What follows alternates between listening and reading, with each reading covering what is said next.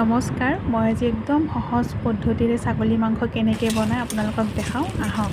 এয়া মই কেৰাহীত তেল দি দিছোঁ। তেলখিনি গৰম হোৱাৰ লগে লগে মই তেজপাত, শুকান জলকীয়া, কেঁচা জলকীয়া আৰু মই পিঁয়াজ দি দিছোঁ। ইয়াৰ পিঁয়াজখিনি মই এনেকৈ ভাজি থাকিম। পিঁয়াজখিনি যেতিয়া এনেকুৱা ৰঙচুৱা কালাৰ হ'ব তেতিয়া আপোনালোকে ইয়াতে এড কৰি দিব আদা ৰহুনৰ পেষ্ট। আদা ৰহুনৰ পেষ্টখিনি মই এড কৰি দেখাব পাহৰি গ'লোঁ। মই দি দিছোঁ। এতিয়া ভাজিম, তেতিয়া কেঁচা গোন্ধটো যেতিয়া যাব তেতিয়া মই মাংসখিনি দি দিলোঁ ইয়াতে। এয়া মই ইয়াতে নিমখ দি দিলোঁ। এতিয়া অলপ টাইম এনেকৈ ভাজিম। এনেকৈ ভাজি থাকিব আপোনালোকে। ইয়াতে মই অলপ এড কৰিছোঁ চেনিটো মই এইকাৰণে দিছোঁ যাতে মাংসখিনি পটককৈ সিজি যায়, সেইকাৰণে মই চেনিটো এড কৰি দিছোঁ। এইটো অপশ্যনেল হয়, আপোনালোকে দিবও পাৰে নিদিবও পাৰে। এয়া মই মছলাখিনি গোটেই লৈ লৈছোঁ। এতিয়া মই ইয়াতে এড কৰি দিছোঁ আলুখিনি এড কৰি দি কিনে অকণমান টাইম ভাজি থাকিব। এনেকৈ ভাজাৰ পিছত ইয়াতে মই হালধি এড কৰি দিছোঁ। হালধি এড কৰাৰ পিছত জিৰা এড কৰি দিলোঁ। জিৰাৰ পিছত গোটেই মছলাখিনি মই ইয়াতে এড কৰি দিলোঁ। এড কৰি দি কিনে এতিয়া মই এনেকৈ ভাজি আছোঁ। এনেকৈ ভাজা হোৱাৰ পিছত পানী অকণমান দি দিছোঁ। পানী দি কিনে মই আৰু অকণমান ভাজিম আৰু জুইটো আপোনালোকে বঢ়াই থৈ দিব।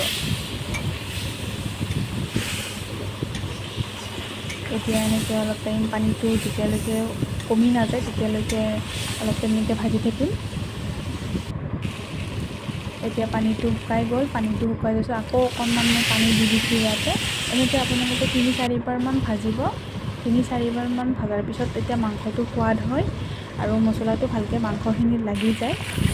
আপোনালোকে জুইটো চাই থাকিব, কমাই বঢ়াই দি থাকিব।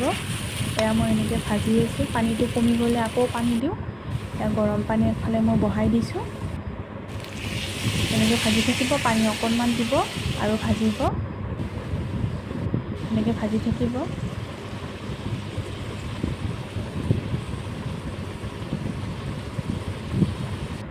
এতিয়া মোৰ ভাজা হৈ গ'ল। এতিয়া মই গোটেই পানীখিনি, গৰম পানীখিনি যে কৰিছিলোঁ গোটেইখিনি ইয়াতে মই দি দিলোঁ। পানীখিনি দিয়াৰ পিছত এতিয়া এনেকৈ অলপ টাইম লৰাই দিছোঁ। লৰাই দি কিনে উতল আহিব দিছোঁ। এয়া মোৰ আঞ্জা উতলি আছে। আপোনালোকে ইচ্ছা কৰিলে আলু ভাঙি দিব পাৰে। এয়া মোৰ হৈ গ'ল আঞ্জা। এতিয়া মই ইয়াতে এড কৰিছোঁ অকণমান ধনিয়া পাত দি দিছোঁ।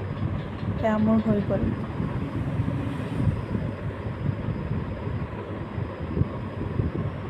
আৰু এয়া ৰুটি মোক মায়ে বনাই দিছে, কাৰণ মই ৰুটি বনাব নাজানো। ভাল লাগিছে যদি লাইক, কমেণ্ট, শ্বেয়াৰ কৰি দিব। Thank U.